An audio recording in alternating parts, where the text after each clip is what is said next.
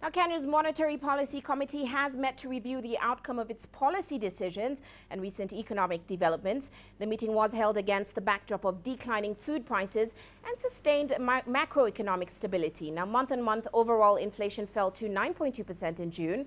The fall in prices of these key food items reflected the impact of the recent rains.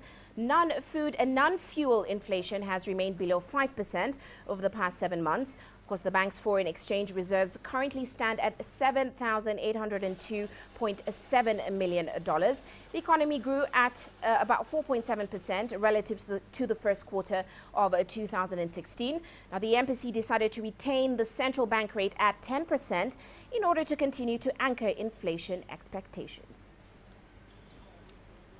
Now, we're joined now by Jared Osoro here in the studio. He is the Director of Research at the Kenya Bankers Association. Welcome to the studio, sir. Thank you very much. Now, of course, this decision didn't come as a surprise. We did expect the CBK to retain that rate. Now, given the political uncertainty in the country and certainly inflation, do you think there was a case for a change in monetary policy this time?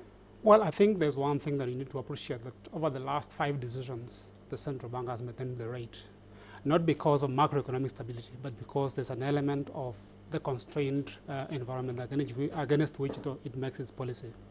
Recall that over that period, inflation has been above the target, and the target is 5%. So the fact that the central bank has not adjusted the rate has more to do with the fact that the monetary policy framework is now constrained, and not necessarily because it's anchoring inflation expectations, because if inflation were anchored, as it were, then you could have expected the monetary policy to adopt a more accommodative stance. So to me, I think it's a situation where the central bank is found between a stone and a hard place, in the sense that, inflation is going up, credit is slowing down, so it cannot pursue an accommodative policy, meaning reducing the policy rate to spark credit given the circumstances. And again, it cannot increase the monetary policy rate, considering the economic environment is not that conducive from a growth perspective. So I think it's a scenario where growth monetary policy is constrained. Yeah. Now, when you say monetary policy is constrained, some analysts believe that this new law, the interest rate capping law, which of course caps interest rates at 4% above the CBK's rate, has interfered and certainly complicated the central bank's policy. What do you think of that? Such perspective, I think, is correct in a way that, because when the law capping interest rate was introduced, many people thought that it will only affect the credit market.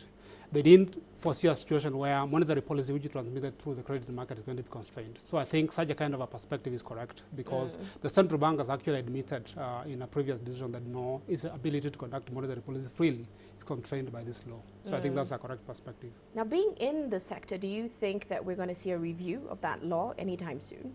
Well, it's not for the sector to review. That was a political decision, and I think it's the politicians who will be in a position to make that comment. But I think as it is, we're already seeing the adverse effects of the law in many respects, because if you look at the first quarter results, the National Bureau of Statistics said that substantially the reduction in credit contributes to the 4.7% that you talked about in your introductory remarks.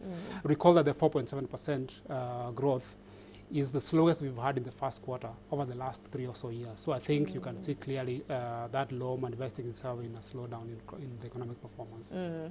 Now, you're a banker, and the CBK governor also said that he thinks banks need to change their pricing models.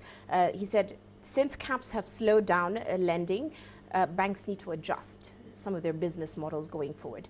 What are your thoughts on what he said? It exactly depends on what the governor defines as a change in the pricing model, because the very essence of capping interest rates simply means that the banks don't have a freedom to change their pricing model. So I'm finding it a bit difficult to understand what the governor means by expecting banks to adjust their lending or interest rate model against the backdrop of interest rates themselves being controlled. Yeah. Now, looking forward, we know the election is right around the corner. What are your expectations? How much risk do you feel it poses to the country going forward, and certainly economic stability as well? I think we have a fairly predictable economic political calendar. We know that elections happen after every 5 years.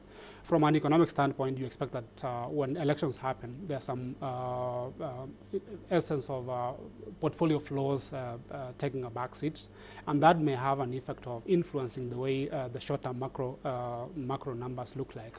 But from a larger standpoint, we really don't see how the general elections, as it were, will affect the broader economic standpoint.